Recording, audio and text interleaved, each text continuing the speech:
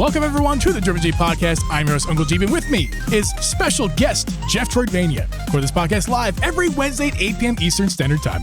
Listen to this podcast on Apple, Spotify, or anywhere you listen to podcasts. Because watch this podcast over on YouTube.com/DripJeeb. I've been considering adding an and in between Drip and Jeeb, but I just feel like Drip Jeeb regardless. Jeff, how are you doing this week? I'm doing all right. How are you? Doing good. That was a point, and if I was making a video, I would have just cut. I would have kept talking, and then I would have cut it out. So I was like, I live edited myself, like, shut the fuck up. You're not. Stop rambling and get to the show. Really appreciate you being here this week. I asked you last minute, as I typically do, which I'm sorry for doing that a lot, but I'll try to do it a little quicker next time. But yeah, Jirp is on vacation right now.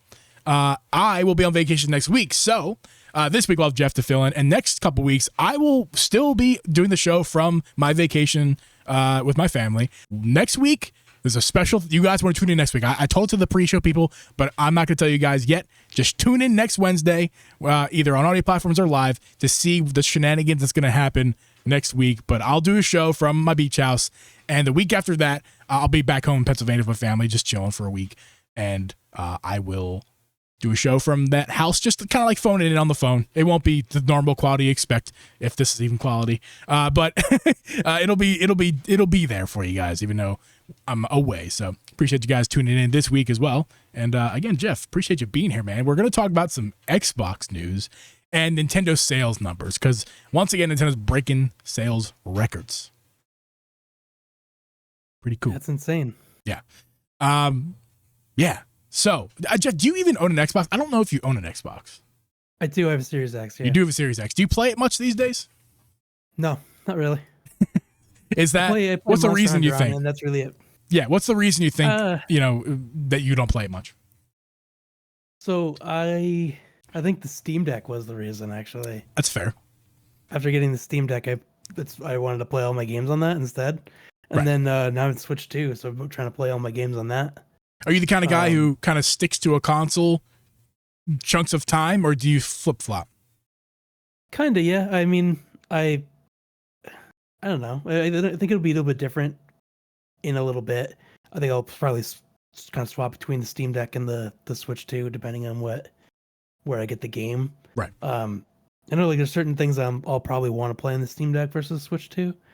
I was kind of questioning if I wanted to, so the new Hollow Knight game, I know, like, Hollow Knight looked much better on the Steam Deck because of the OLED screen. I'm gonna guess the next one's probably gonna be the same because there's a lot of dark areas with pops of color, right? So that would look better on that. But I'm also intrigued on potentially it having 1080p 120 hertz on the actual handheld, because it's not a very graphic intensive game. Right. So I don't know. But yeah, I mean, my Xbox it's just become the system for games that I can't play on handheld. Like, the games are just too much for handheld. Like, Monster Hunter won't play on Steam Deck, so I have to play it on the Xbox. Yeah, I was one of the poor souls who tried to play the beta on there. It took me, I'm not joking, it took me an hour and a half to download the beta. Not just download it, but the shaders. That was what took the longest time. I just had it over. I was watching TV. I'm like, it'll be a little bit of time. A half hour goes by. I'm like, what? An hour goes by. I'm like, what's going on? And then eventually it did load. I was like, oh my God, look, it's ready. And I don't know why, but maybe I just got excited. Like, oh, it's actually going to play it. It didn't play. Like, I saw somebody post a video with footage. I'm not sure how they even accomplished that, because, man, there was no usable footage that I could see from when I was trying out Monster Hunter on the Steam Deck. No, so for me, I got the same thing happened to me. The shaders thing took forever, like at least a half an hour to get through that part. Yeah. And then I got to the main menu, and it was dropping frames going from menu item to menu item. And I'm like, okay, well, if I'm dumping down to like 5 frames per second every time I like go through one menu item, then the game is not going to play. Right. So I didn't even try. I just uninstalled it. Yeah, same. And yeah, that's kind of what I'm not saying that you're saying that it's negative about your Xbox. You may really like your Xbox. I'm not gonna put words in your mouth, but for me, it's not that I don't like my PlayStation. I do really, really like my PlayStation, but it is kind of the system that I play games that can't run well on handheld. It is kind of that as well. On top of there's lots of Sony exclusive games and titles that I do enjoy. Ratchet and Clank, Spider-Man. Not that this is exclusive, but Monster Hunter, of course, runs really good on PlayStation, and it would run as well on my PC. But again, I've talked about this before. I'm trying to make sure my PC is just kind of my workstation and not where I play games. On top of, like, I want my desk to be an optional place to play games and not where I have to play games. And that's why the Steam Deck was interesting to me. That's why I had a Steam Deck. I was like, oh, that means I can, like, play the PC games I have, but, like, over there. And then I'm like, oh, the battery runs out in an hour. If I play the game how I want to play it on there, it runs out in an hour. And I'm like, this is hardly useful for me, on top of the fact that I had the 64 gig model, and I could hardly put any games on it because of that. And SD cards, I didn't want to buy an expensive SD card to fit the games on there. Plus, they run slower on there. So unless I could buy a really good card, and I'm like, that's why I ended up getting rid of it. Honestly, it's just not for me, especially right now. Maybe in the future, a future Steam handheld will be something I'm interested in, but right now it's just not something I'm interested in. Although I respect the hell out of it. I think it's a great console. I think they're really kind of turning around that narrative that it's a PC. I think it's becoming more and more of a console every day with every Valve, Steam OS update. I think it's becoming more and more of a console-like experience, and hopefully one day that Steam OS in, like, the GUI mode is the really good. It's like almost indistinguishable between like an Xbox launcher, let's say.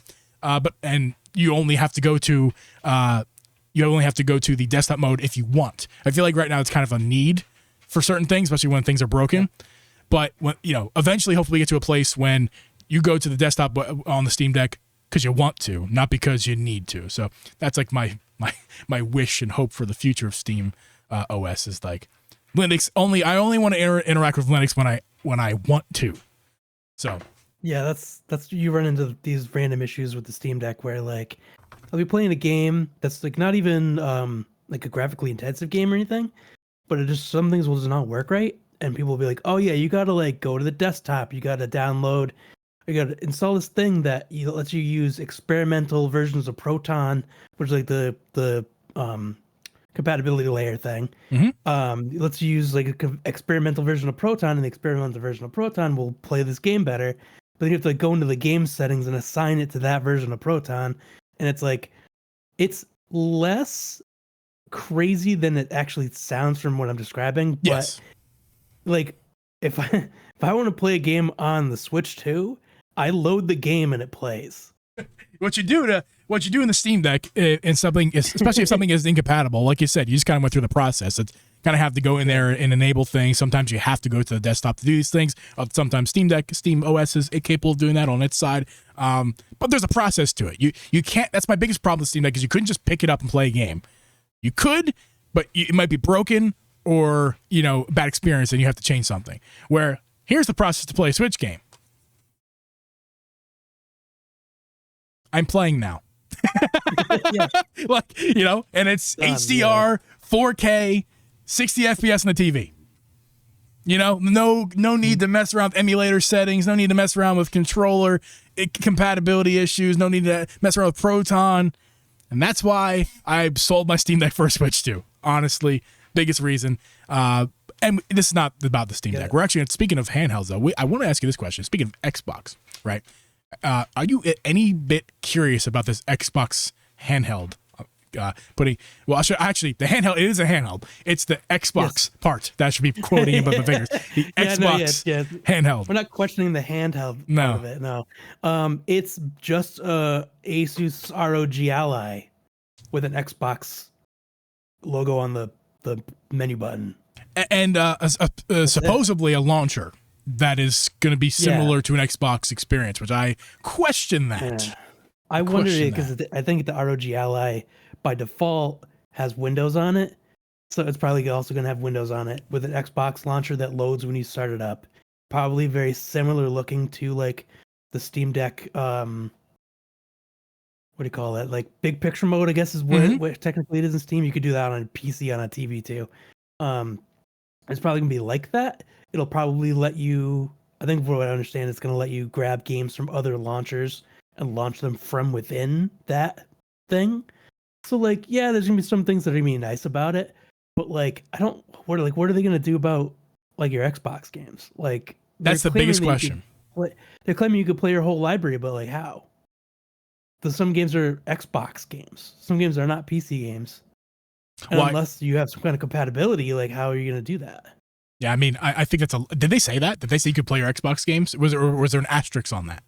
If they did say that, I don't know. Because listen, dude. I did, yeah. Because listen, let's pretend this is an Xbox game case. This is not. This is a Savage Raven hardcover for a grip that's really good. But let's pretend this is a game case, and there's a disc in here that's an Xbox disc. You're telling me that I can play this disc that I bought like yesterday on my Xbox ROG Ally X? How Xbox? Or is there an asterisk on there? You can play your Xbox games, the ones that are on Steam already, or the ones when you download the Xbox Game Pass on your Windows machine. You know, is that what they're saying? There's plenty of games that are on Xbox, right? They're on. You can play them on the Series X, but there's also a PC version that's in the Microsoft Game Store. So likely your Xbox library is just going to be the PC version played from the Microsoft Game Store. Because there's a lot of games that are what do they call it, Play Anywhere, where if you own it on Xbox or on the Microsoft Store on PC, you own it both. Yeah. So, but there are games, like I'm saying, there are games that are on the Xbox. They're not PC games. So what do you do there? I did hear though that Microsoft invested some money in some way into the group that's making an Xbox 360 emulator. Really? And they want, and the rumor is that they're trying to get the emulator group to create a version of the emulator that will run on like an Xbox handheld, so you could play legitimate Xbox 360 games on it through like a emulation. I approve. Would be cool. Yeah. It would be very cool. But I mean, I'm not interested in the Xbox handheld. I think if it came out 2 years ago, I would have bought it and it would have been done deal. I'd have been sucked in. You would think that they were capable, but you think Microsoft would be capable of doing that, right? You'd think that 2 years ago, they'd just be able to pump out some ROG, slap an Xbox logo on ROG Ally 2 years ago and do this. You know what I mean? Like, surprising that it's taken them this long to do it. Yeah. They have their own computers. They could do it. Surface, man. It's a great PC. You know? They could make it. They could they could literally just take similar things that are in the Xbox and just slap it into a handheld. Like the AMD processors that are in all the handhelds right now are very similar to what's in the Xbox. Yeah. They're all basically the same thing. They're not like exactly, but basically. Yeah. I don't really have any notes planned on the RG Ally X Xbox, whatever the crap. I just wanted to ask you about it because I thought it was interesting because we're talking about Xbox right now. And let's talk about the stuff that I did write notes on for Xbox. And then we'll get to the Switch 2 sales numbers and stuff, other stuff. I'm just called you Drip. I'm used to saying that. Jeff. Xbox is dead. Dude, they're done. I saw someone post on Blue Sky that Microsoft would more quickly get rid of Xbox than they would get rid of their defense contracts. And it's true. Like, out of the 9,000 layoffs that had happened today and all the things that Microsoft canceled. Did I miss layoffs today? I'm sorry to interrupt. 9,000 people got laid off today. Ho hum, more layoffs. That's crazy, man. So we're halfway through the year, and I believe the number's at 15 total thousand layoffs for Microsoft alone. This year. This year. It actually, I thought there'd be more than that, to be honest, but that's actually crazy because 7 months in, 9,000 just today or yesterday, whatever. Yeah. That's wild. It's disgusting, honestly, because a company like Xbox can't afford to keep them. You know exactly what's happening. What's happening is the suits, as I call them, they look at some numbers and they go, we're touching the red, and the red is like that area where they're uncomfortable to be in. It's not a place where their company's in danger. It's not a place where they can't weather a storm. That red is a place where they go, they're the suit above me is not going to be very happy to see this. So I guess it's time.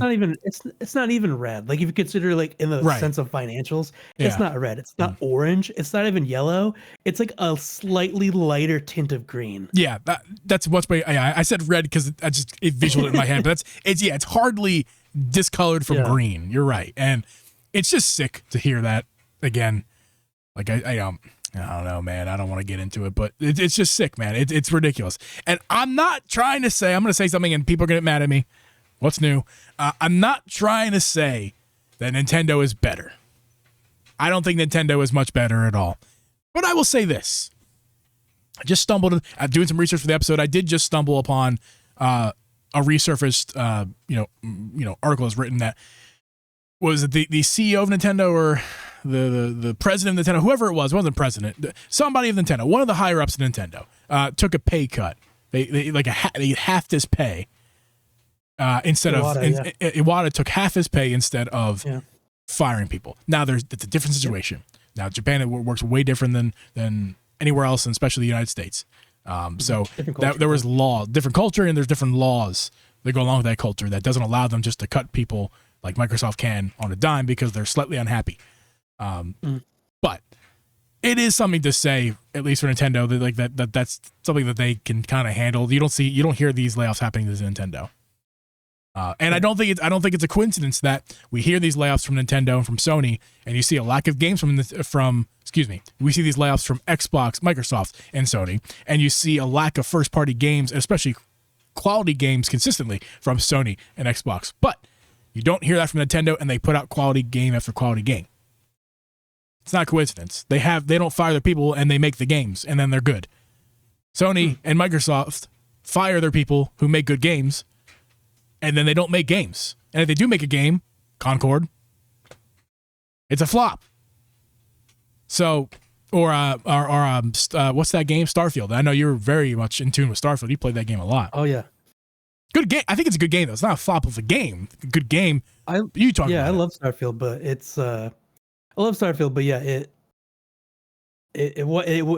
I like it for what it is, but it was not the game that they advertised. Right. It came out very different than what they were trying to sell it as, but and you also like this year, if you look at like both Microsoft and Sony, like there really isn't a lot. Like you're saying, there's not on the lineup, and it's Microsoft said something in their presentation in the beginning of June, saying like next year's like the anniversary, the 25th anniversary, I think, for the original Xbox, and they're gonna have like a bunch of games are gonna come out, like Fable and stuff. Are all supposed to come out next year. But it's like, are they? Are they actually? Yeah. You can't have games if you don't have people fucking making them. Yeah. And you can say what you want about Donkey Kong. We'll get to Donkey Kong in a little later in the show. I know it's not something I was necessarily wanting or looking forward to. The only person I know in the whole community was Joey Pitts was like, yeah, I love Donkey Kong. And that's great, man. Like, yeah, more power to you. This game looks incredible. I can't wait for you to be super happy when it comes out this month. But again, I'm excited for it, but I wasn't as expressive. Right. Actually, I'm gonna add a note real quick. I forgot to add this. What happened? Because I may add this note real quick. We'll talk about it later. The team who worked on Donkey Kong was the team that made Odyssey. Yes. I just want to add that note because I remember I was going to write that earlier and I didn't write it, and now I wrote it, so I won't forget about it later. Cool. But yeah, so in Donkey Kong, you can say what you want about it. It's not, a game that's like, yeah, stick it, Microsoft and Sony. It's more just like, this is a cool game. The more they show of Donkey Kong, the more I think a lot of people start to see the vision of it and really like it. Just we'll have to wait and see. But yeah, Perfect Dark, Jeff, I don't know much about it. I know it's a franchise that was dead, right? It's a dead franchise that they're resurrecting. Is that what it was? Effectively. Did you ever play the original? No, I know nothing about Perfect Dark. I know it's probably like a Silent Hill style game, or am I totally off base on that? No, you're completely okay. Right. Yeah, that's how much I know about it. The original was made by Rare. It was it's in the same first-person shooter style as like GoldenEye, but it was like a spy game. And so you play as Joanna Dark, who's like an agent, she's a spy. Okay. And I think if I'm not mistaken, the original was the same engine as GoldenEye, as the GoldenEye for Nintendo 64. Yeah. And it played a lot like it, but it had like a lot of cool gadgets and stuff. There's one came out for the Xbox 360 because Microsoft bought Rare. So they had one, Perfect Dark Zero, for 360, but then I don't think there was really anything after that. And then they announced it a couple years ago, and they had the trailer, the teaser trailer, and it looked awesome. It looked so cool. And it was one of those where like you didn't know what it was until like 85% through the trailer, and someone says Agent Dark, and you're like, holy shit! Like there's this perfect dark. Like it looks really cool. It looked like you could go through areas and like kind of sneak around the ways that you want to, and like use like gadgets and stuff. They had in the trailer they showed people like copying someone's voice and then using their voice as a kind of a key to unlock a door, and like there's so many cool things about it. And then now that the news is just gone, just thrown right in the trash. It was probably ready to go for next year. Probably one of the games that was going to be ready for next year. Why would they cancel a game that is ready to go or nearly ready to go? Why wouldn't they just go through with it? When they gave the trailer, and the trailer was like showed what looked like some gameplay footage. So it very well could have been ready next year or the year after, and throw it in the trash. Yeah. Joey Pitts, thank you for the 199 super chat. Appreciate you, man. Donkey Kong, let's go eat my banana. I'll eat your banana, Joey. So over everyone else. I love bananas, man. I should have. You know what? Me too. Forgot to get bananas for the trip. Got some fruit for tomorrow for the car, but I forgot about bananas. Never forget bananas. Bananas are treasure. I agree. Yeah. Yes. It's not treasure. Microsoft. They make big promises, and little delivery. You know, that's kind of how I feel about Xbox right now. You can even go back to Xbox One and how when that flopped, and that was the promise was like it's your home entertainment hub in your home. Like this is with the Kinect and all of that. Like it was like, listen, it's your voice command system. It's your Siri, it's your Google voice, whatever. It's your everything. And then what happened? It was still just kind of like Waggle, but like slightly better. The tech was way better, but implementation was just kind of like, I mean, this is no better than Wii waggling, you know? And the games kind of stink. When you had to like do this and then like hold your hand over something for like 3 seconds for it to like initiate and like, or you do, was it screenshots required voice command? Yeah. Which is just weird. Yeah. Did you just get a membership for your own? This is okay. This is hilarious. Okay, David just gifted a sub. Which if you guys didn't know, you can gift other people memberships of the show. I haven't pushed membership recently because we're behind on getting content up for you guys. I do deeply apologize for that. It's just time frame, man. You know, Drip and me being available at the same time to do our things outside of Wednesdays is very tight. So I apologize. I will make it up to you. We'll make it up to you in some way. But for now, we'll let you guys know about memberships in the future. But the funniest thing just happened. David just gifted a membership. Which again, you can do that if you want to gift somebody a membership. Feel free. You're able to. I'm not sure how you do it exactly, but it's something you can do when you order a membership. I call it my burner account just because it's funny. It's just my personal YouTube or my personal like where I watch YouTube on. That's not made for content or anything. It's just like how I watch YouTube. But I call it my burner account, and my burner account just received a gifted membership from David. I feel really bad. I'm going to pay it forward. I'm going to gift somebody else membership. Oh my God. David just did another membership. Brianne got a membership out of David. David, thank you very much, man. There you go. Two gifted memberships. David. Really appreciate that, David. Thank you so much. That's super kind of you.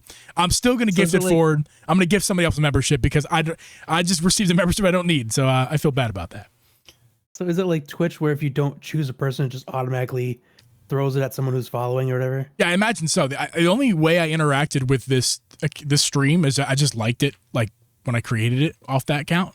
There's no comments of me. Like my burner account's not messaging in the chat or anything. So I guess it just kind of pulls. Subscribed to it? Yeah, maybe that's it. You're probably yeah. This is why I think it is like if you're following on Twitch, if you're just subscribed on YouTube, okay. I think if you just do a random person through a gift, I think that's what it does. That makes more sense. Pick somebody who's subscribed. Yeah, and then Joey Pitts resubs for the Arizona Ice Tears, which is the best thing that's ever happened to our memberships. Jeff, thank you very much. Yep. You see the new membership thing next to the name of somebody who has a membership. It's an iced tea, Arizona iced tea can. It's kind of hard to see because it's a small cylinder, but it's there. I promise. Thank you, all you guys. Appreciate David and Joey. Appreciate you guys. And Brienne, whenever we decide to post another membership thing, enjoy that. And there's lots of content right now. There's lots of content from the past that we've posted for members only. That's still available. Lots of videos, lots of live streams that we did, and lots of like long form podcasts as well that are on the membership side of things. So check it out. We did. I think our whole Tears of Kingdom review is on there, because Wisdom review is on there too. Feel free. It's there's value to it, even though we're not posting stuff right this moment. Again, let's get all that. Thank you guys. So stop talking about the memberships for a moment. What were we talking about? I wrote countless flops. I feel like that's a stretch. I don't think there's countless flops from Microsoft, Jeff. But I wouldn't say countless, but yeah. Do you have any off the top of your head that are flops for Microsoft? I guess Starfield. I mean, that's a flop, right? Yes. I don't know. I can't even think of anything right now. My brain's cooked. I can't either. It's fine, man. I can't either. I'm already in vacation mode, to be honest with you, but we're going with it. Yeah, this is the big one. Xbox, speaking of Xbox being dead, they should be thinking about decreasing their price at this point. Number one, because Microsoft can afford to. But number two, to get the interest back in the hardware. If you're in the hardware business, everyone and their mom can see the Xbox hardware dying. It's obvious. We all see it. This is not us being Nintendo kiss-assers or whatever you want to call us. Everyone can see Xbox hardware dying. It's almost inevitable. So you think Xbox, Microsoft would try to do everything they can to reduce that inevitability and try to reverse it. Well, the way they tried to solve that was to increase all of their prices on almost everything, including the systems, which got huge increases in prices. I forgot about that. I forgot that Microsoft decided that their 5-year-old console was worth $100 more than it was. It's not. The series people weren't buying it at $350 when it was on Black Friday sale. You really think they're going to spend $700 on it? Sorry. No. Go off, fam. Let's go, girl.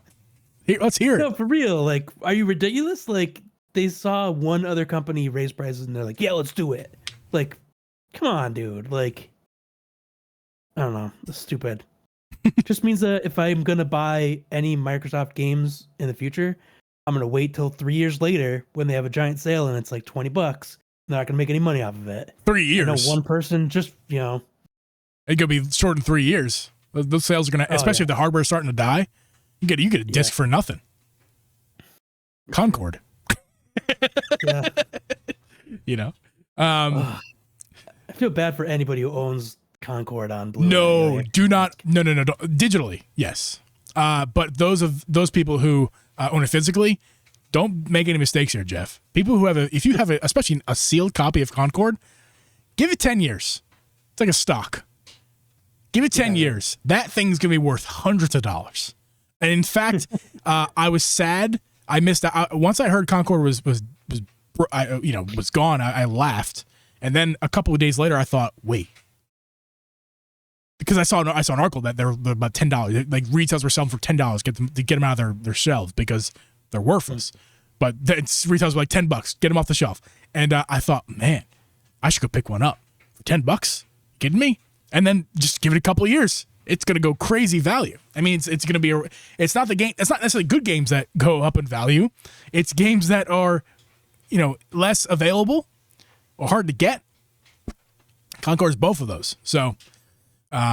Interesting to see in the future. I wonder if they're going to be buried next to ET, the NES copies of ET. Maybe they know where those are at. Yeah. Yeah. I saw a really good quote from an article. I don't remember the article, but the quote was this: Xbox today is a messy division caught between what it was and what it needs to become. And I think that completely, perfectly encapsulates what the problem is right now for Microsoft. They're just kind of stuck between where they are right now, which is a competitor to Nintendo, Sony, Steam, even Valve, I should say, with hardware and games, but also where their inevitable future is going to be, which is Xbox as a service. Hardware is not there or an afterthought. which I kind of feel like they're already there. I mean, they're kind of already there. The hardware is an afterthought for Microsoft. They've kind of told you that by raising their prices by as much as they have, they've kind of told you, hey, we know you're not buying it anyway. The ones who are already bought it are the ones we care about. We'll keep doing stuff for you. But for those who didn't buy an Xbox, if you do buy one, thanks for the extra cash. I'm going to assume from what I'm seeing and from what I can just gather in my brain, that at some point in the near future, an Xbox is going to be just a gaming PC with an Xbox logo on it. And it's not going to be its own thing. I mean, it is already kind of, right? But it's instead of being any kind of custom thing, because even in this Xbox Series X, there are custom things that are not in a regular PC, right? There's like the expansion hard drive thing that you could buy. It's a proprietary thing, which, I mean, whatever, but there's plenty of things in here and plenty of things in the software that are just on the Xbox. But I feel like 2 years from now, if I go to buy an Xbox, it's just going to be a gaming tower made by Asus. Yeah. With the Xbox Experience app that loads up when I turn it on. Yeah, and we'll wrap up this segment like this. I was a big fan of Xbox. It's died so much so that I sold my Xbox 360, not my original one, but my slim model that had no value to me. I sold that to GameStop for enough money to buy Astrobot with when I bought Astrobot. And that's kind of where I'm at with Xbox as a fan. They don't care about me anymore. They haven't cared about me since the 360, which I'm going to read this comment from Atomic Man, which is perfect. Atomic says, I haven't cared about Xbox since the 360. I can relate. Having said that, I will never forget the first time I played Combat Evolved on the OG Xbox. One of the best gaming experiences of my life. I feel like that's a lot of us OG Xbox fans, and that's where we're at. I consider myself an OG Xbox fan. I was there for the launch of the... I didn't have one at launch. I was too young to buy it myself, and it took my family a couple years to get one, but I played the original Halo on the Xbox. I remember my brother and sister hosting their friends over for a LAN party with Xboxes. I remember that. I was there for that. I remember when I was old enough with my friends playing Xbox Halo 3 online, Halo Reach online. Great times. And I kind of wish we could get back to that place with Xbox. I'm rooting for Xbox. They just keep doing things over. They're like the Sixers. I'm going to use a basketball analogy because I'm a big basketball fan, a big Sixers fan. I love the Sixers, man. I'm currently wearing my Sixers hat. I wear it proudly, even though they're kind of like my disappointing child. I love them so much, but year after year after year, they just disappoint me so much. I mean, the expectations are here. This is the worst year for the Sixers in terms of my expectations. The expectations were championship, and they just got the third pick in the draft for being the third worst team in the league. The expectations were up here, the roof, and they were the third worst team in the league. I mean, we're at the peak of disappointment for them, and that's exactly where we are with Xbox. We're at the peak of disappointment. There's no reason why during COVID I shouldn't have wanted an Xbox. But I got Nintendo instead because they're just more interesting right now. They're doing better things. I don't have loyalty to an Xbox like I do with Philadelphia sports teams. I wasn't born inside of an Xbox. Although Xbox will try to make you think that because they say everything's an Xbox. Well, guess what? My mother's womb, not an Xbox, Microsoft. You can't have that. So, before you sell before you sell Halo to Sony, for Sony to ruin, you already did Bungie, before that happens, can you just give me to me on Switch, please? Just give me all the Halo games, the good ones, please. Don't give me the crap new ones that you did. Give me the OG games as a collection. They actually already exist. It's called the Halo what's it actually called? I don't know exactly what it's called, but Master Chief Collection. Thank you, Jeff. This is why you're here. I guarantee you that every single one of those games would run great on Switch too. I guarantee it as well.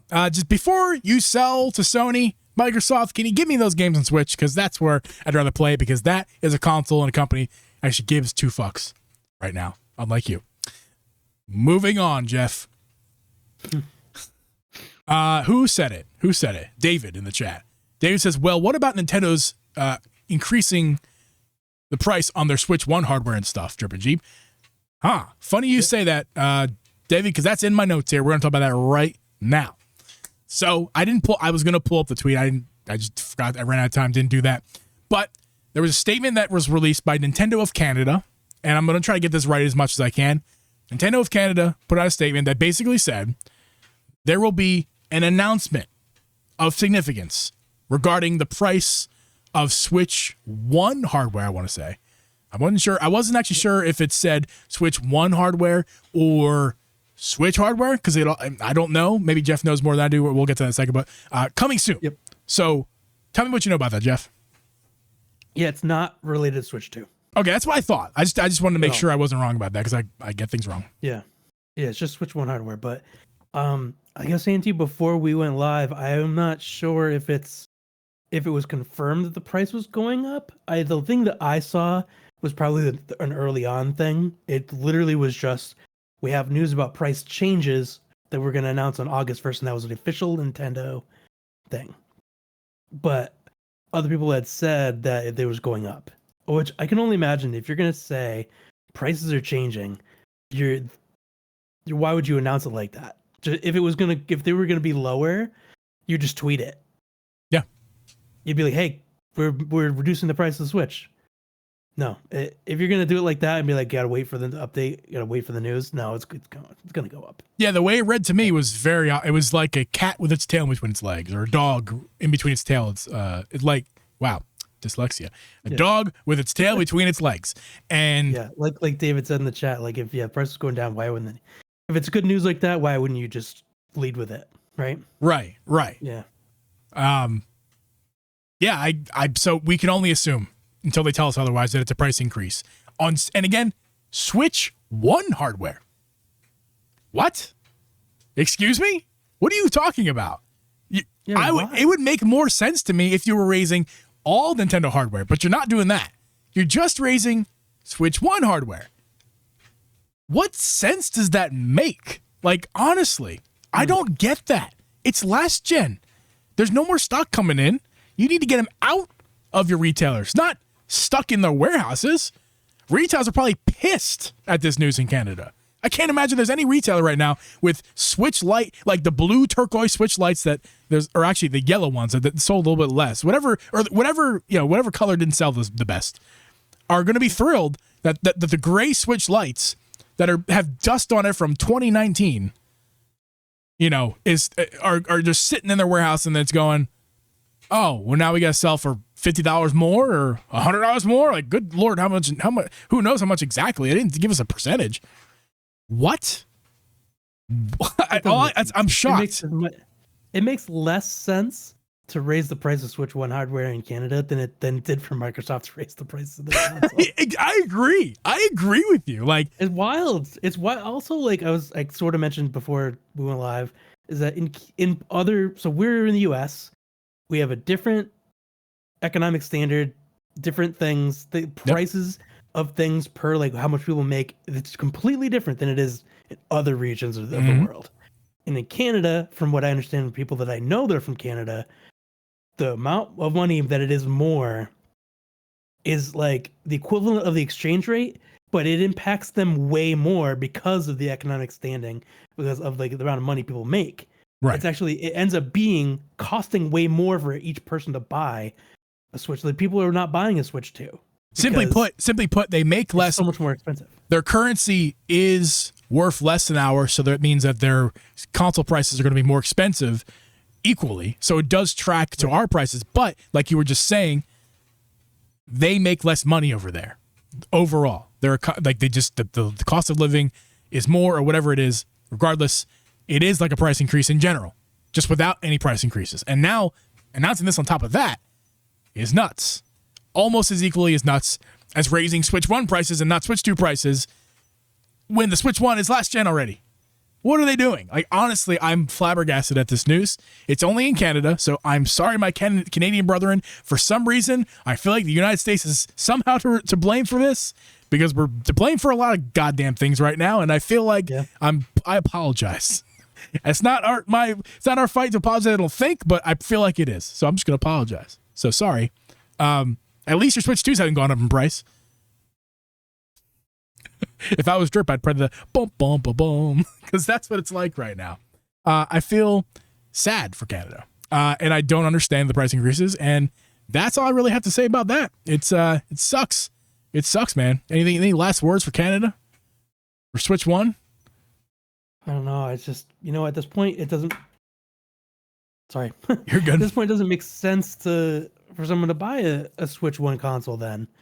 Then they might as well just save up their money and get a Switch 2. But what was it, David saying? My Switch 2 was $790 or 790 Canadian dollars 90 cents. We'll say $90 or $80. Excuse me. We'll say $800. But 790 Canadian dollars. With taxes, yeah. Wow. That's ridiculous, man. That's ridiculous. So, I mean, yeah, and if you're talking, is that the Mario Kart bundle, or is it the regular? Right. Yeah. Answer that, and while we wait for that answer, that's a lot of freaking money, dude. That's a lot of money as it is. It's going up from there. A lot of money. Holy crap! That's the Mario Kart bundle. Okay, I thought that might have been the case, but even then, like 800 Canadian dollar. That's three. I mean, they're not equal, obviously, but the 300, the number difference is 300. So it's not like, Yeah.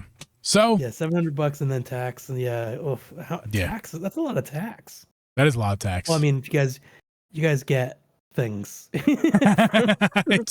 When you pay taxes, you get some stuff. We pay taxes and then we get more taxes. Yeah. You actually pay taxes. You know what you get?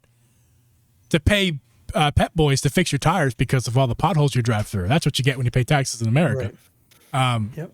Good old America. Let's talk about what we're here to talk about. Good and bad news, I feel like. I feel like it's good, both good and bad. We'll talk about both. We'll start with the good. The Switch 2 is breaking records again, as we expected. They already broke in 3 days. They broke the month sales records for every system that's ever been released. So we knew it was going to have the month sales records. That's not surprising. What's surprising is the final tally that we got. For 26 days, 5 million units have sold for Nintendo. That's big. That's obviously a record.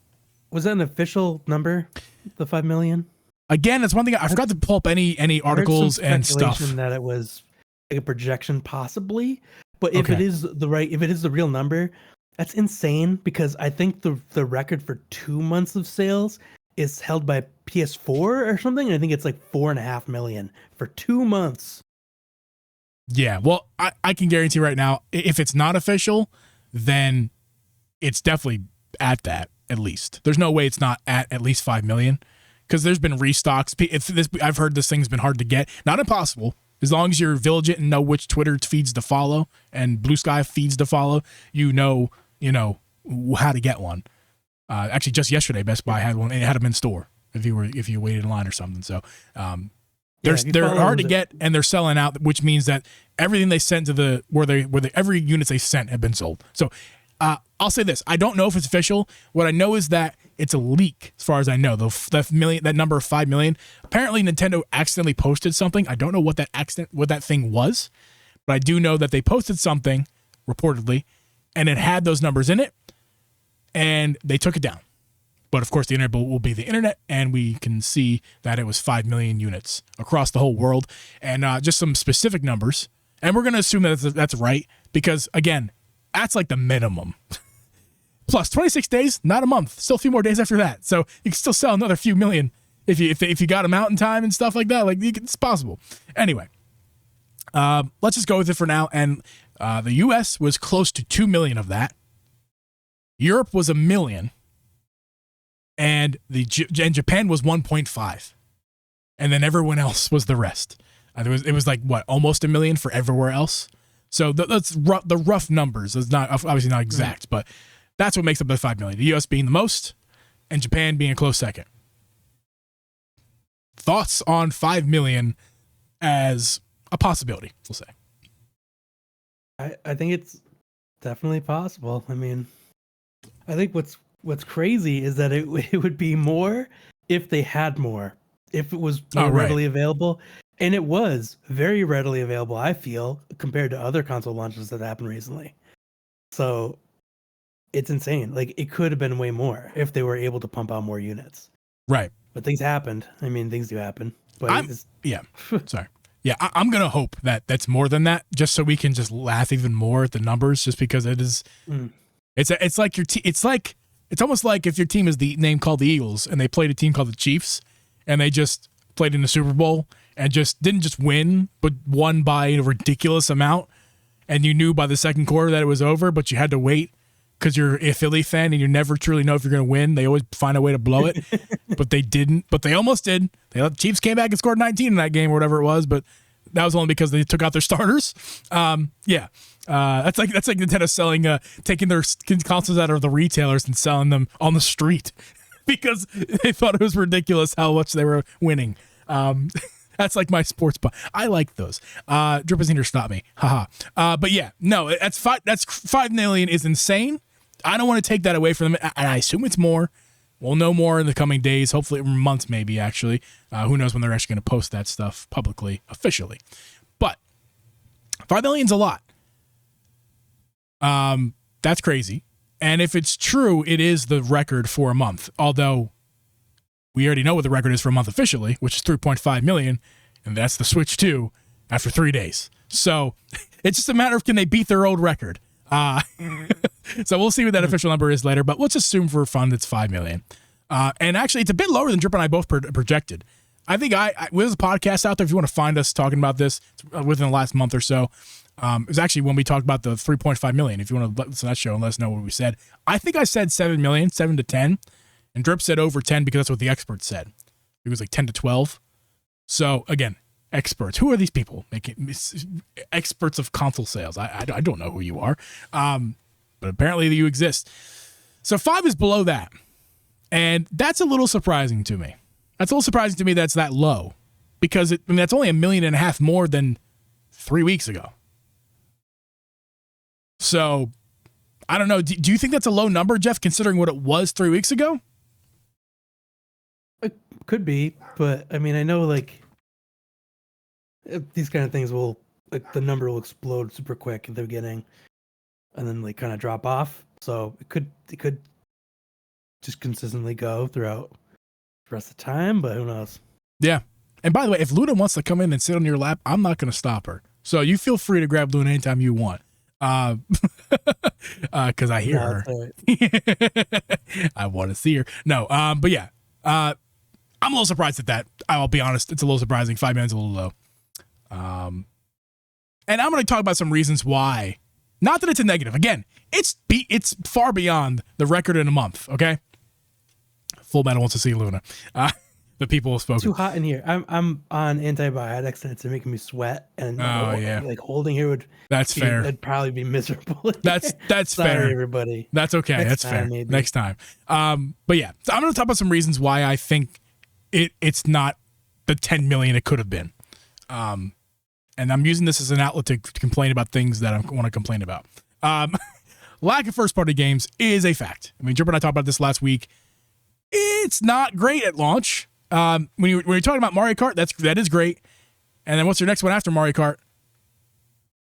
Welcome Tour? Yeah. Welcome Tour. Yeah. Not great. Not great first party launch, for sure. No doubt. And third party wise, pretty good. Not amazing, pretty good. But as we've heard, as of recently, especially for physical sales specifically, third parties have had not only didn't meet their expectations, but severely missed what they projected to sell physically. Lower than their lowest projected number. Yeah. Now, Wood Beat 'em Ups did a whole 20-minute video on his channel talking about this. I watched that video, and I agree with 110% of everything he talked about in that video. I highly recommend all of you guys go watch that video. He said it better than I ever could. So go watch that video about game key cards. I think it's specifically what it was about. But that's what I'm going to talk about right now is game key cards, and that's a reason why. That is, I think Wood thinks. I agree. I've said this a long time ago as well, though.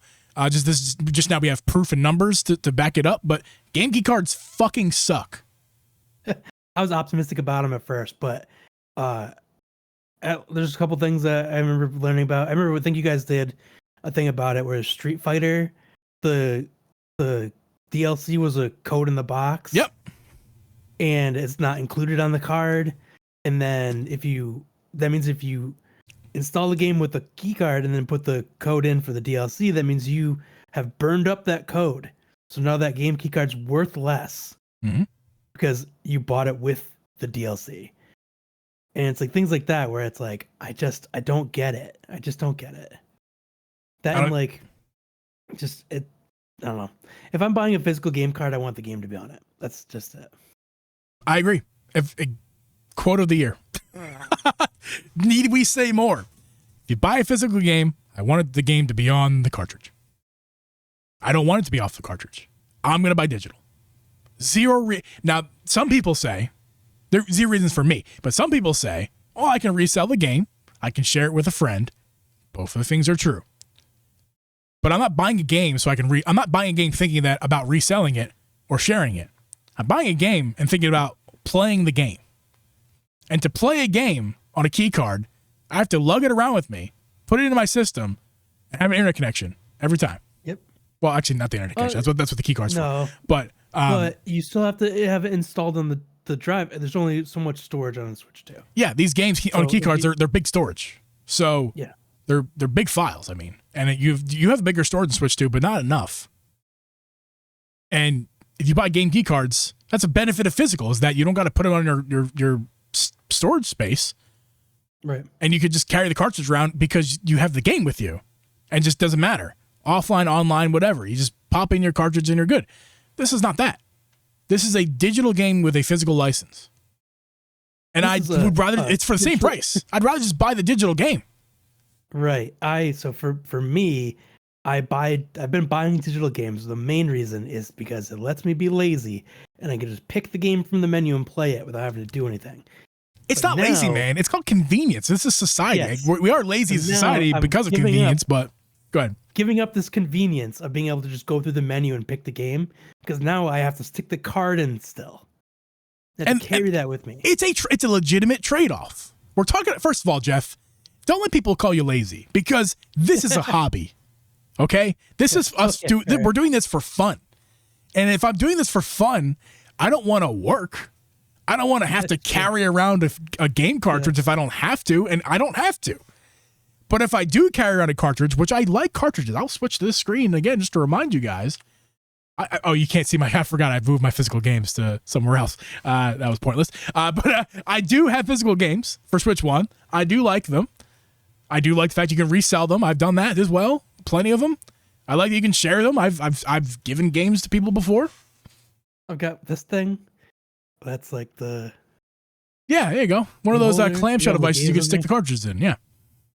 It's nice. Yeah. So I think for me, it's just...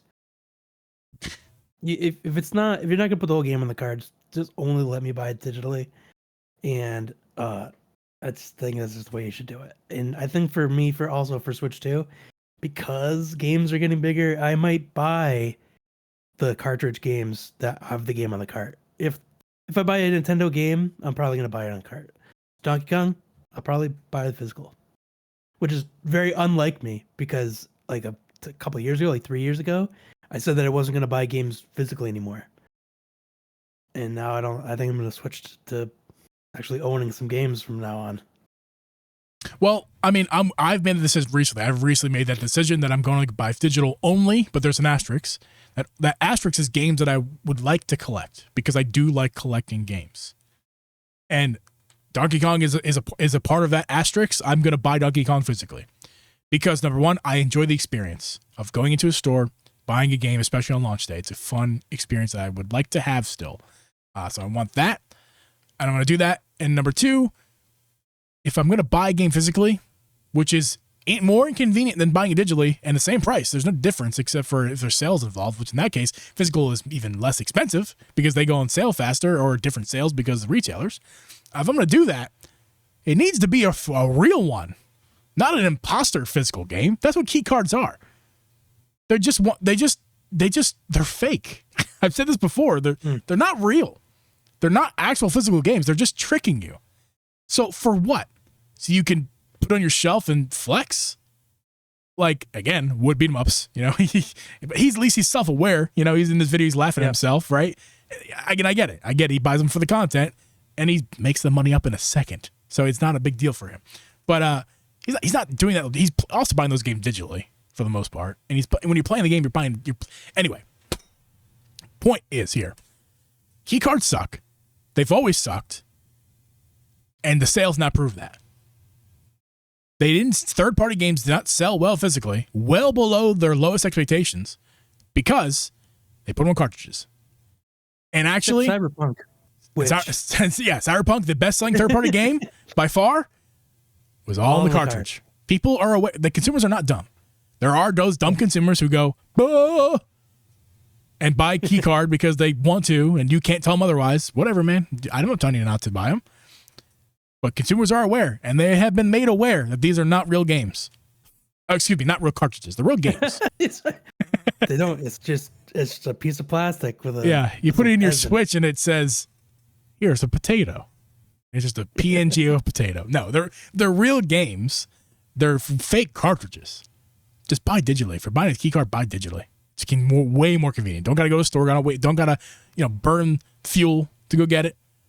Unless you're an EV, which you're not burning fuel, but most people don't have an EV. So I thought key cards were the solution to code in the box, and that makes me really mad to find that there are still games that are code in the box, like Split Fiction is just a code in the box. I've been on that train that I disagree with that argument. I disagree that they're the fix. A lot of people think that they're the fix to codes in the box. If I'm going to buy a key card, I don't want it. Give me a code in the box, because at least with the code in the box, it's a true digital game. It's a real digital game, not a fake physical game. It's a real digital game that I can just put a code in and not have to lug a cartridge around to pretend like I'm playing a physical game. So I'm still going to remain in the camp that I think codes in the box are an improvement over key cards, not the other way around. But that's just my opinion, and you can have whatever opinion you like. We all got buttholes; they all stink different. Enjoy. It's not. I'm not gonna tell you what to do. I'm not gonna do it. But guess what? The consumers have spoken, and they don't want key cards either. And I'm glad for that. And continue to speak your mind with your wallet and not buy key card games because they're terrible. They are. And actually, it is Nintendo's fault. I made a video recently on this channel about a month ago that was talking about how I didn't know if it was Nintendo's fault and I wasn't going to blame them yet. I have enough information now to make a real assessment. This is Nintendo's fault. Even the third-party games, it is their fault, Nintendo's fault, because they're only offering a 64 gig cartridge, and that's expensive. And let's talk. How much is Hollow Knight, Jeff? What's the question? Well, how much is Hollow Knight to buy in the Switch? $15? It's 50. Yeah, the first original Hollow Knight game is $15. Yeah. So if you put it on the regular game card, it would cost them the same amount of money that they're. So you have to charge $30 to make any money off of it. Right. And we're not talking about greed here. We're not talking about corporate greed. We're talking about like literal to make any profit. Because those new key cards are even though they're not key cards, the new cartridges, the real cartridges, they are more expensive than last gen by a wide margin. Look at your SD Express cards, the same kind of idea. So that cost either gets passed on to the consumer or the developer publisher has to eat that cost. In a case of a game like Hollow Knight, they literally couldn't afford to eat the cost. That would be doing charity work. They're not making games for charity. They are making games to make any profit. And if to make Hollow Knight, if it ever comes out on Switch 2 physical, it's going to be a key card because it's not feasible to charge the yourself where you're not going to make any profit. We're not talking about little. We're talking about like nothing. And it's not feasible for the customer to go, well, the game's going to be double the price physically if you buy it instead. Jeff, I'll say this. I've said this for actually a year or so. I've said this. I've lost my train of thought because I just saw Megboy put in the chat. We all got buttholes. They all stink different. Uncle G, 2025. Yeah. I do those sometimes. What was it? I was talking about Hollow Knight and the price. Oh, I've been saying this for a while. I'm all in favor to keep physical games, real physical games, friends, not fake ones. Real physical games, to keep them around and not go to a complete all digital future. I'm in favor of physical games costing more. Gas. Gas. Everyone gasp. I know. Jeep says pay more. Yes. In that, not for greed, not for extra profits, but for legitimacy. Like to actually get the product on the market. I'm in favor of Hollow Knight being $30 on the Switch 2 physically and buy digital for $15 because that's what it would cost. They have to make some profit. It's a business. I'm not naive. Yeah. Look at Stardew Valley. Stardew Valley, the physical game is $30. You buy it for $15 on the eShop. There you go. That's how it is. I didn't realize that those examples already exist. I'm in favor of that methodology. But the problem could be solved if Nintendo just offered different sizes. That's the thing. I mean, yeah. But also, okay, not solved. Most could be remedied. I wonder how much of a difference in pricing would it be between a 64 and like a 32 or a 16?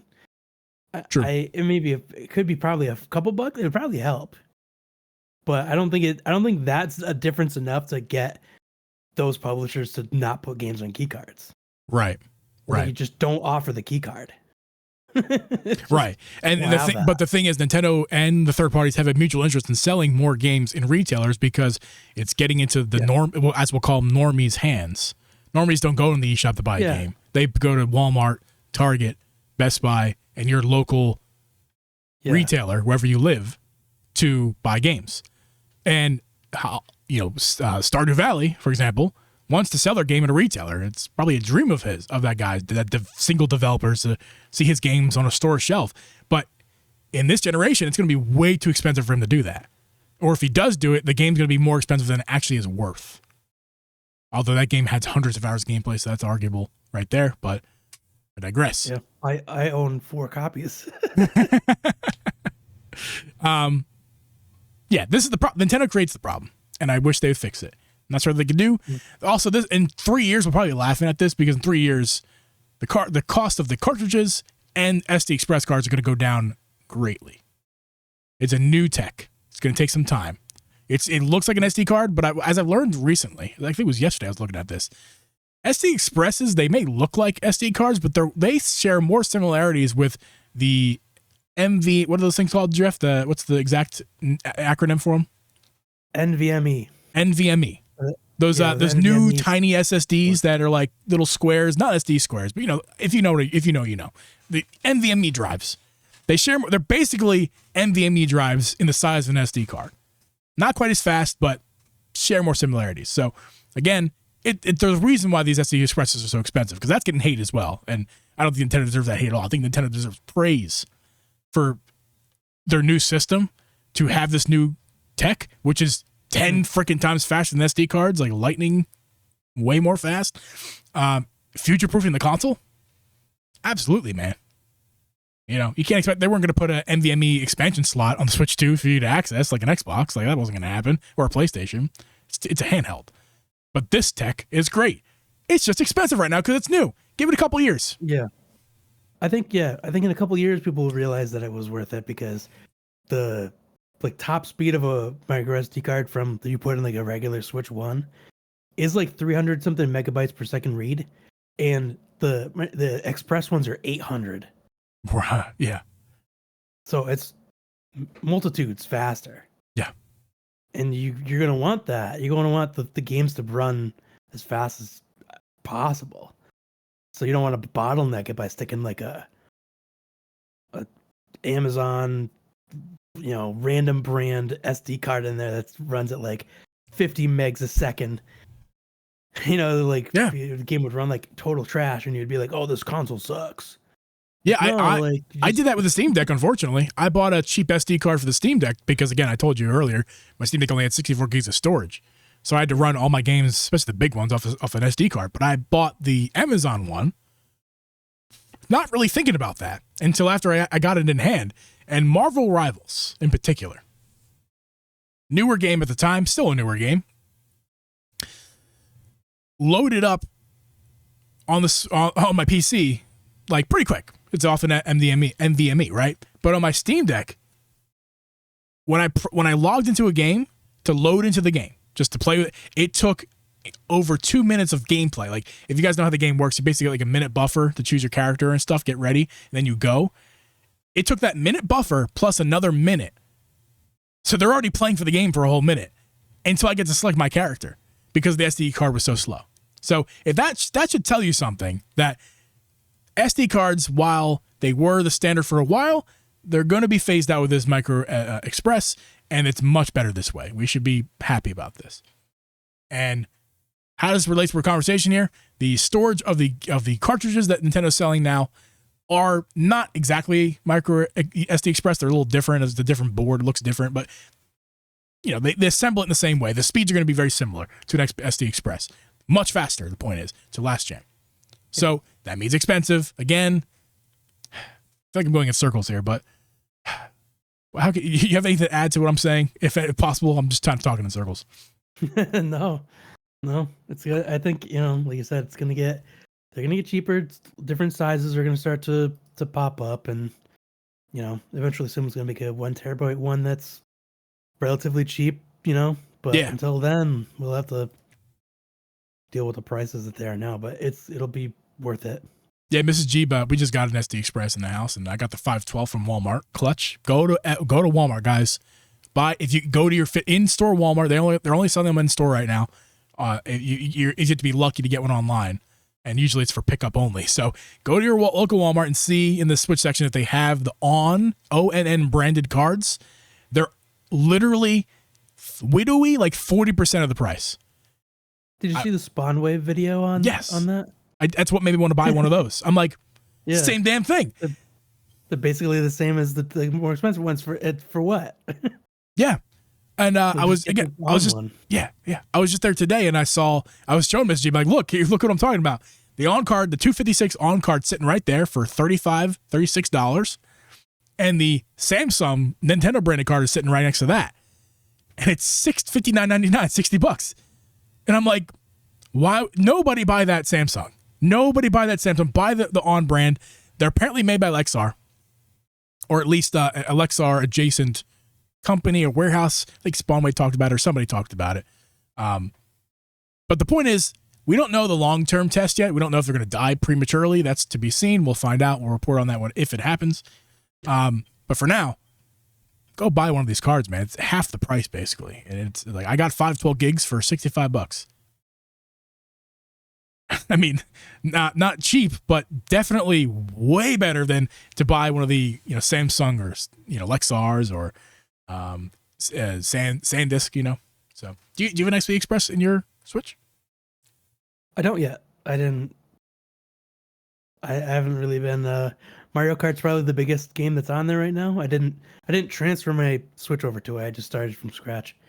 So I've just been installing random games. But I play mostly indie games. So that makes sense.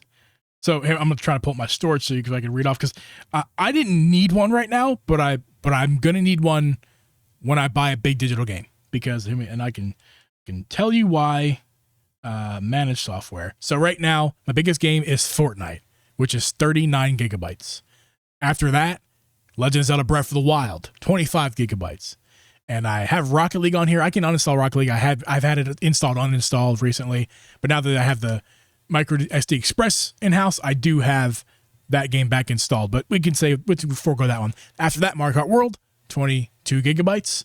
And then another necessary one for me. Again, these are all necessary ones.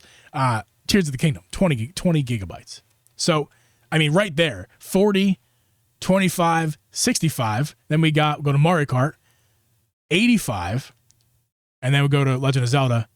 That's 100 gigs right there for 5 games. 1, 2, 3, 4. 4 games. Excuse me. 4 games. 1, 2, 3, 4. 100 gigabytes for 4 games. So I didn't need one right now, but I wanted other games. I have other games on here that I wanted to play. Like I got Pokemon on here. That's 10 gigabytes. Splatoon, 10 gigabytes. Metroid Prime Remastered, another 7 gigabytes. Mario RPG, another 6.5 gigabytes. Kirby, 5.5 gigabytes. Echo's Wisdom, 5.5 gigabytes. GameCube on Switch 2. You know the thing you can only play on here? 5 more gigabytes. Mario Bros. Wonder, 3.5. Sea of Stars, 5. Like, what I've just read is more than 256. So I had to make choices of which ones I had to keep, which one I couldn't keep. But all these games I wanted to have on here right now. So I didn't need one. I could uninstall, play that shuffle. but I wanted one right now. So I got this 512 for now, and then in a few years, probably, I'll say like 2 years from now, is when I'm going to really want more storage. I mean, I really want it right now. I'm an idiot. I want the best as much as I can at all times. But as far as like when I actually need one, probably a couple of years from now. And at that point, the SD Express will be way more inexpensive. So buy the on-cards right now, guys. If you need one, go buy an on-card, save you some money. And if you get a second Switch 2, like a special edition or something, then you can take this old card they got for now, put it in that system. So you have extra storage in that your secondary system, and then get the terabyte for later. That's what I'm gonna. That's my methodology here. Yeah, man. I think that's gonna do it for this one, Jeff. Anything to add before we leave here? I don't know, man. I don't know. That's okay. Excited for Donkey Kong. Yeah, man. Donkey Kong, man. I'm hoping that once Donkey Kong comes out, they're gonna have another direct and talk about more games coming out. My guess is that they would probably be waiting for Donkey Kong to release, right? To have a direct, because you don't want to announce all these other games and be like, kind of screw over Donkey Kong, you know? It's like, oh, for sure. Oh, that's one question I was going to ask tonight. Do you think there's going to be a direct this month?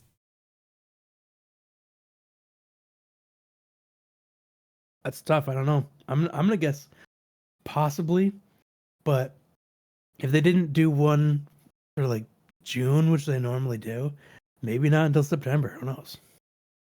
Yeah, I am gonna say there will be one, but like you said, I don't think it's gonna be soon. It's not like at least not the early July. It's gonna be after Donkey Kong, or it's gonna be like a week before Donkey Kong. So let's pull the calendar out, Jeff. Joey Pitts says July 23rd. That's a good date. That's a Wednesday. That's the second to last Wednesday of the month. So Donkey Kong's the 17th, right? Correct me if I'm wrong on that. I think so. I wouldn't be surprised to see a direct on like the 14th. That's a Monday, July 14th. And then that's 5 days lead up to Donkey Kong.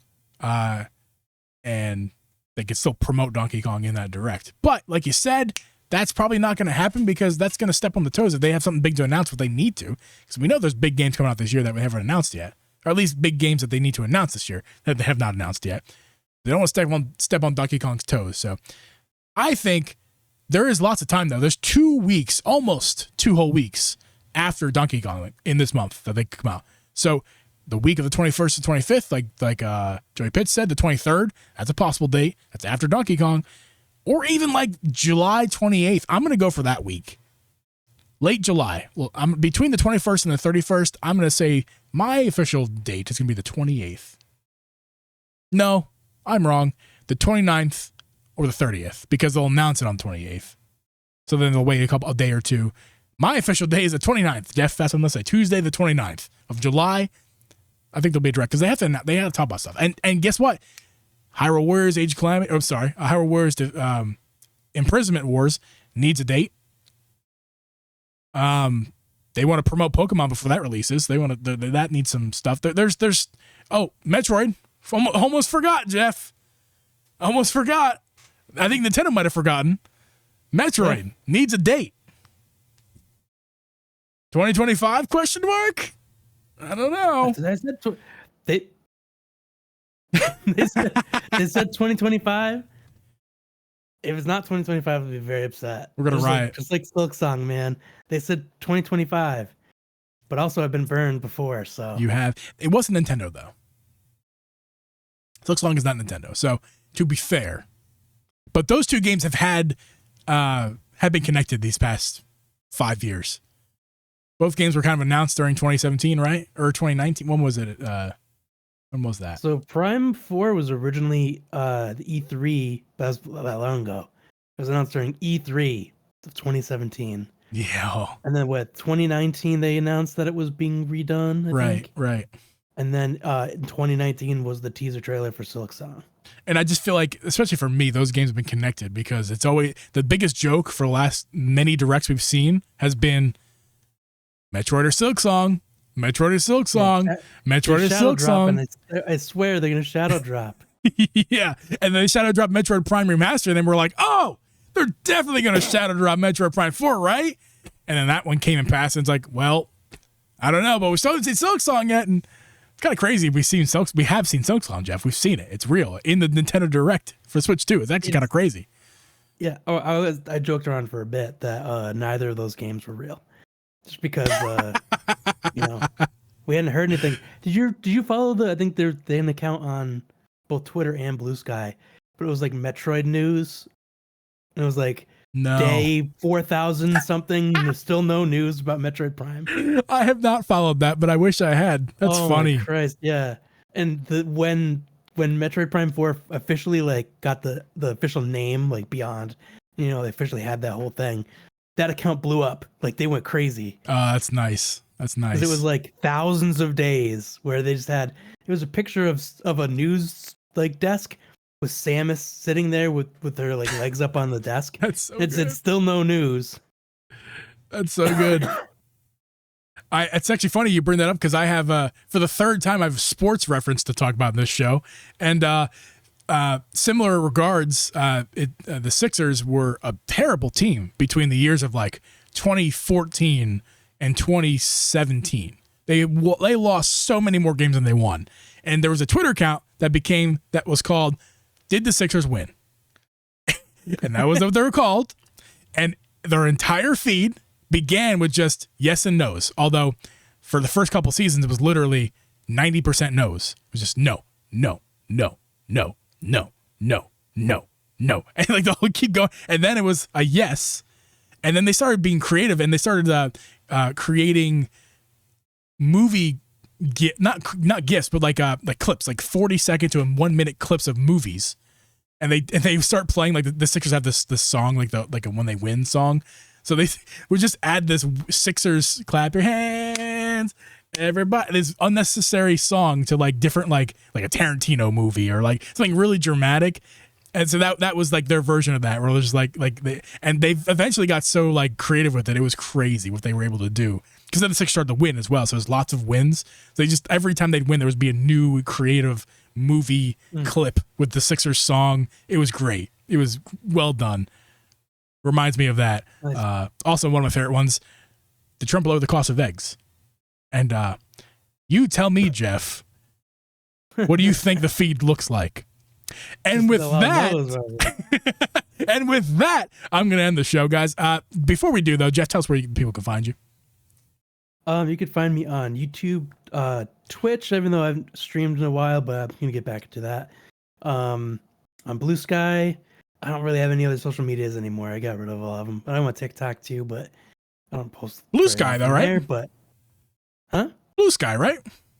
Yeah, Blue Sky. I deleted my Twitter a while ago. Yeah. So it's Blue Sky if you want to see like just my random thoughts.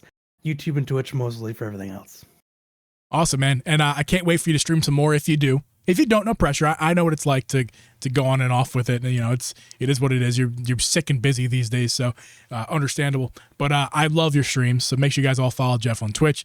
And his videos are great. They are so authentic. Is the best way I can describe it. Like I feel like Jeff and I, it's why we get along so well, because I feel like we're pretty authentic guys. Like the guys you see, on the content is the guys you see IRL or video feeds. So like I love Jeff's content. Go check out his YouTube channel as well.